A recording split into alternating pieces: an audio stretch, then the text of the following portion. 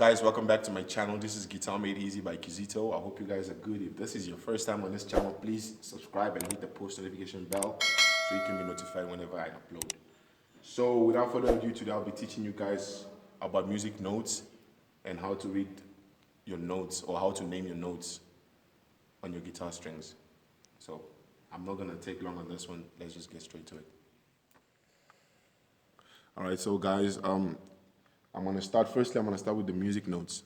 And this is basically common for every type of instrument that you play. For example, your piano, your guitar, your trumpet, your saxophone, your bass guitar, like all that stuff. It's common for that stuff. So there are only 7 letters for the music alphabet. It doesn't matter what instrument you're playing, there's only 7.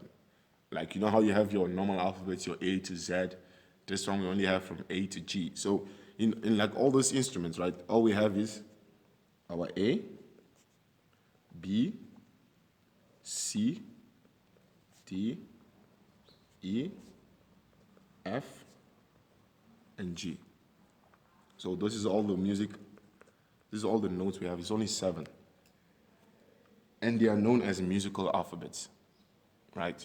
So no matter what instrument you're playing, if you're a beginner and you're playing a guitar and someone tells you can you play the K, you know he's lying. Play the H or the L, you know he's lying.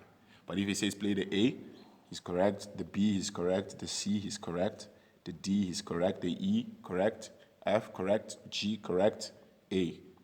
So this is how this works. From here to here, and then from here back to here. That is how it works, right? So this is your music alphabet. This is your music notes. So please make sure you remember this and you know this, right? Secondly, I'll be teaching you guys how to read your guitar fretboard. Not really fretboard, but for you guys to know the notes of the strings, like the names of the strings. As we all know, there's 6 strings on the guitar, right? So, for example, I'm going to start drawing. Then, of course, I'm going to show you when I'm done. So, this 1, 2, 3, 4, 5, 6. Right, let's say this is your guitar, right? This right here is your nut. That white part of the guitar that the strings actually balance on. Not the bottom part, not the bridge, but the nut, right? Then this is your first fret. I'm going to make the frets smaller. Look, let me just put it here. This is your first fret, second fret, so on and so forth, right? So now what we need to do is get the names of these strings. So we're going to start from 6, 5, 4, 3, 2, 1. Because this is how guitar thing is read. And then our E, A, D, G, B, and E. So when you're reading the guitar strings, basically open strings, there's 2 E's, right? There's the first one, which is the high one, and then there's a second one. There's a 6, obviously, which is the second one, which is the low one, on the 6th string, which is like the basic part of the guitar. So this is the higher part of the guitar, then the basic part of the guitar. So how you remember this stuff is, let me just put a circle so you can. Right. So I came up with a sequence. Let me first. Fret. So you know, second. Fret. Right. So first fret, second fret. So your E is the 6th string, right? Your A is the 5th string. Your D is your 4th string. Your G is your 3rd string. Your B is your 2nd string. And your E, your high E, is your 1st string. So don't get it confused. Right. So now I want to teach you guys how to actually remember the names of the strings, right? Since this is E, A, D, G, B, and E, how I actually learned how to remember the names of the strings is by actually having like a whole sentence on it. So if you don't know, this is just let me call this. This is your guitar neck. Right? This is your guitar neck.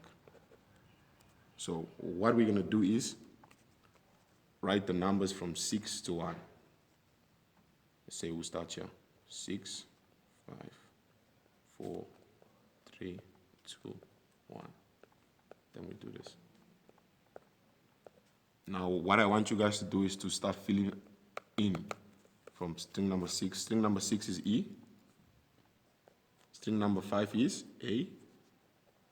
Then it's your D, your G, your B, and then your E again. So how you remember this stuff is, this is what I did. I don't know, you can use another way, like you can use other words to make it easier for you. Something you know you would never forget. Makes it easier. So for me, for the E, I call the 6th string E every. Right? That's the name I gave the 6th string E. And then the second one, your A string, which is your 5th string, I call it adult, right? Which means this is gonna make a whole sentence. You're gonna see, right? So my 6th string, which is the E string, I called it every, starting with the letter E, so I know it's the E string. The 5th string, I called it adult, starting with the letter A, because it's the A string. The 4th one, which is the D, I called it dog, which starting with the letter D, which is our D string, which is the fourth string, right? And then the G, I called it grow, with the letter G as the start, which is our 3rd string, the string G. The second one, I called it, right, box, which is our 2nd string, as you can see here. And then the last string, I call it eats, as in eating food, which is your 1st string, which is your E string. So how I remember it is from string number 6. Every stands for E, adult stands for A, dog stands for D, grows stands for G, barks, B, and eats. Every adult dog grows, barks, and eats. E, A, D, G, B, E. So this is something I came up with for me. If you know there's better words that you can use here that you'll never forget, use that. Because that's how I remember how to play. That's how I remember how to name my strings. I don't know if this helped you, but I'm sure it did. So just keep practicing and figuring out which words to use, and eventually start to realize that after your E, it's your F on the 1st fret, 2nd fret is your F sharp, and then your G on the 3rd fret. So yeah, this is the lesson for today. I hope this helped you. If it did, don't forget to like, comment, share, and subscribe. I will see you guys next time.